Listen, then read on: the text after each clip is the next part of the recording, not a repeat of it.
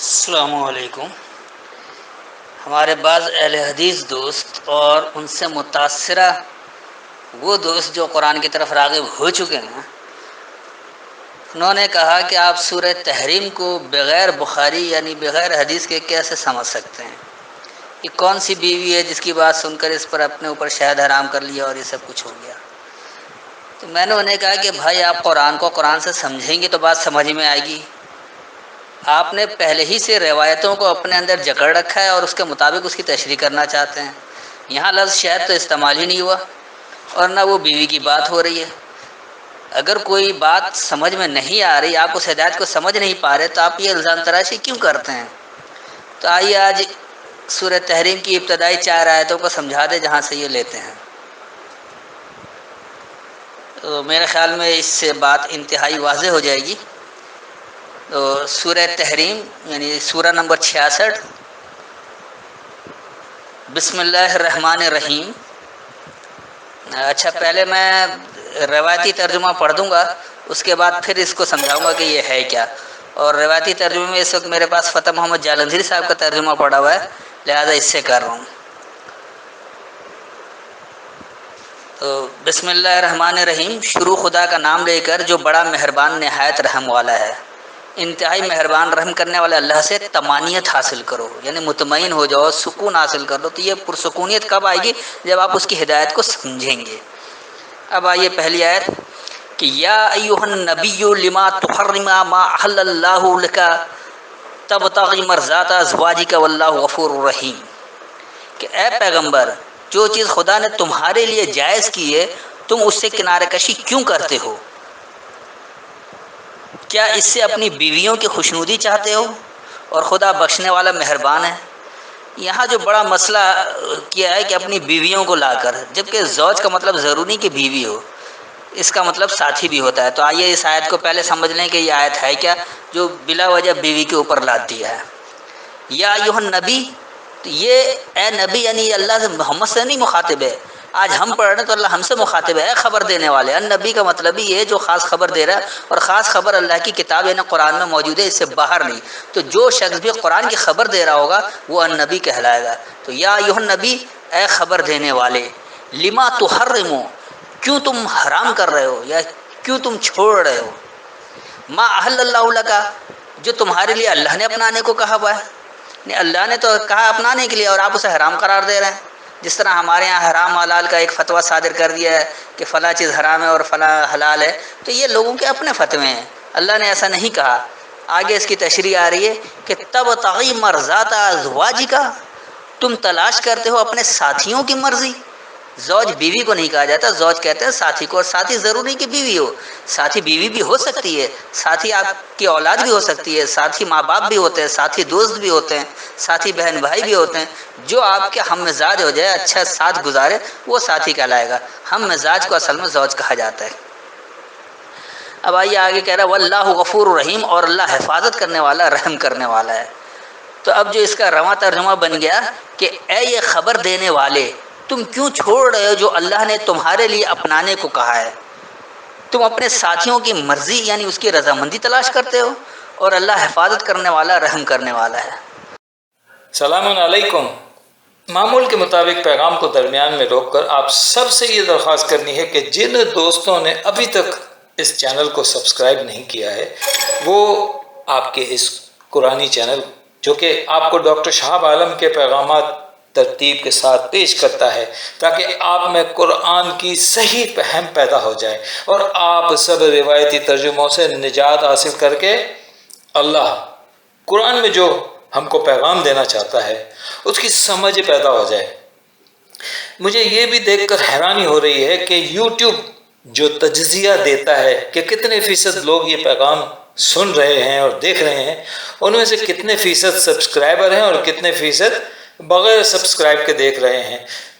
تو آپ کی اسکرین پر یہ موجود ہے کہ جو سبسکرائب کر کے یہ ویڈیو دیکھ رہے ہیں ان کی تعداد 27% ہے، اور 73% بغیر سبسکرائب کے دوست دیکھ رہے ہیں۔ تو ان 73% دوستوں سے درخواست ہے کہ وہ بھی سب کے سب چینل سبسکرائب کر لیں۔ شکریہ، بہت بہت شکریہ۔ اب دوسری آیت آئیے، قد فرض اللہ لکم تحلۃ ایمانکم واللہ مولاکم وہو العلیم الحکیم۔ اب جو ان کا ترجمہ ہے کہ خدا نے تم لوگوں کے لیے تمہاری قسموں کا کفارہ مقرر کر دیا ہے اور خدا ہی تمہارا کارساز ہے اور وہ دانا اور حکمت والا ہے۔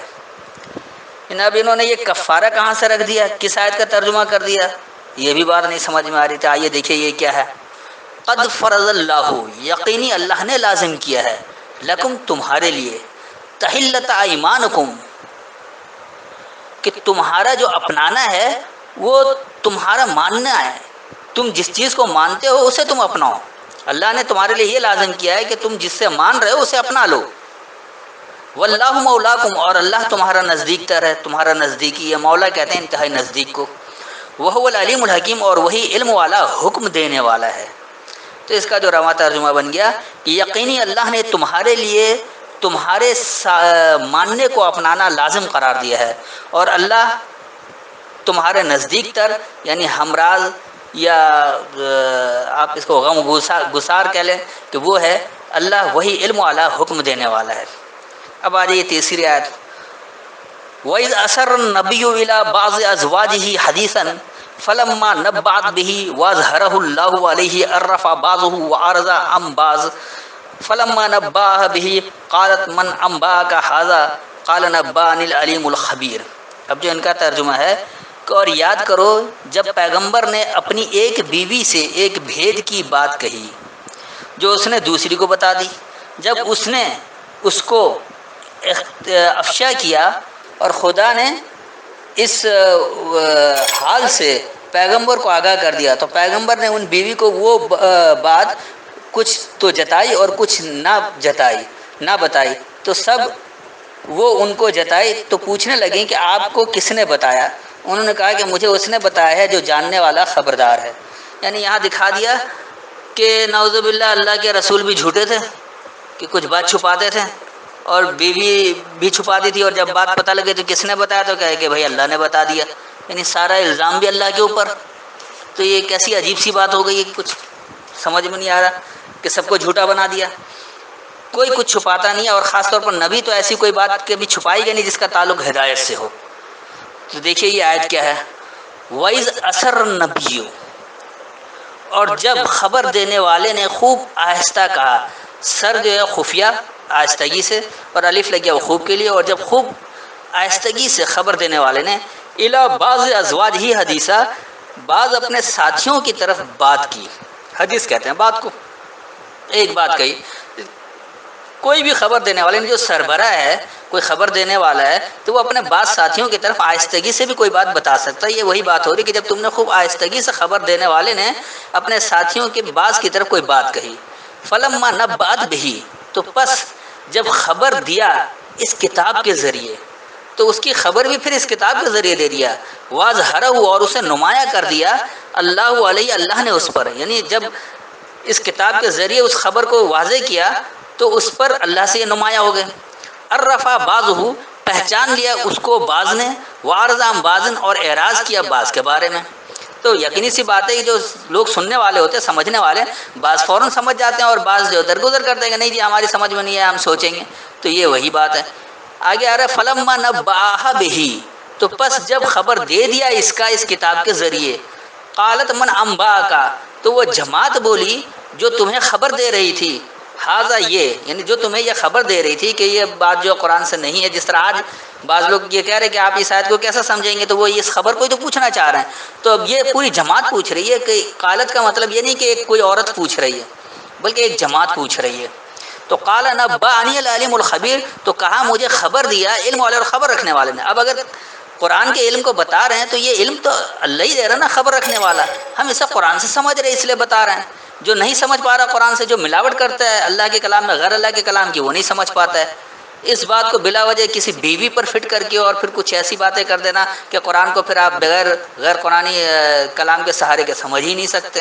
تو آئیے دیکھیے اس کا رواں ترجمہ بن گیا کیا بنتا ہے کہ اور جب خبر دینے والے نے اپنے بعض یعنی کچھ ساتھیوں کی طرف ایک بات خوب آہستہ یعنی خفیہ رازداری سے کہا، پس جب اس نے خبر کر دی اس کے ذریعے یعنی اس کتاب کے ذریعے، اور اللہ نے اس پر اس کو نمایاں یعنی ظاہر اور غالب کر دیا، تو بعض کو اس کی پہچان کروایا اور کچھ کے بارے میں اعراض کیا یا درگزر کر لیا، منہ پھیر لیا۔ پس جب ان کی خبر ہو گئی، اس کی جماعت کے ذریعے ہوئی، اور تو جماعت نے کہا کہ تجھے یہ خبر کس نے دیا؟ تو کہا مجھے علم والے، خبر رکھنے والے نے اس کی خبر کر دی ہے۔ یعنی کسی بات جب اللہ کی خبر دے رہے تو اللہ کی ہی اس سے بات آئی ہے۔ اب یہ آخری چوتھی آیت بھی سمجھ لیں کہ یہ کیا ہے۔ ان تتوبا الی اللہ فقد صغت قلوبکما وَإِن تَظَاهَرَ عَلَيْهِ فَإِنَّ اللَّهَ هُوَ مَوْلَاهُ وَجِبْرِيلُ وَصَالِحُ الْمُؤْمِنِينَ وَالْمَلَائِكَةُ بَعْدَ ذَلِكَ ظَهِيرٌ۔ اب جو ان کا ترجمہ انہوں نے کر رکھا ہے کہ اگر تم دونوں خدا کے آگے توبہ کرو تو بہتر ہے، کیونکہ تمہارے دل کج ہو گئے ہیں، اور اگر پیغمبر کی ایذا پر باہم اعانت کرو گی اچھا تو خدا اور جبریل اور نیک کردار مسلمان ان کے حامی اور دوستدار ہیں، اور ان کے علاوہ اور فرشتے بھی مددگار ہیں۔ تو اب یہ بتائیے کہ کیا اگر بیوی سے کوئی بات چھپانا اور بیوی کو ظاہر کرنا ہے تو اس میں اب وہ یعنی کہ جبریل اور صالح مومنین اور ملائکہ سب کیسے آ گئے؟ میاں بیوی کی بات میں اتنے سارے لوگوں کا کیا دخل؟ یہ تو ویسے ہی غلط ہو جاتا ہے۔ تو دیکھیے یہ کیا ہے، ان تتوبا، اگر تم متوجہ ہو جاؤ یعنی تم توبہ کر لو، پلٹ جاؤ، متوجہ ہو جاؤ، اللہ اللہ کی طرف، تو یقینی سی بات ہے اللہ کی بات ہو رہی اس لیے اللہ کی طرف متوجہ ہونا، اللہ کی طرف پلٹنا ہے۔ فقط سغت، پس یقینی مائل ہو جائیں گے، سغت کہتے ہیں مائل ہونے کو، جیسے ہے صبغت اللہ، اللہ کا رنگ اختیار کر لو، تو یہ سغت جو ہے وہ مائل ہونے کو کہا جاتا ہے۔ قلوبکما، تمہارا پلٹنا، تم دونوں کا پلٹنا، یعنی یہ خبر دینے والے بھی اور اس کی پوری جماعت کا، یہ نہیں کہ میاں بیوی کا۔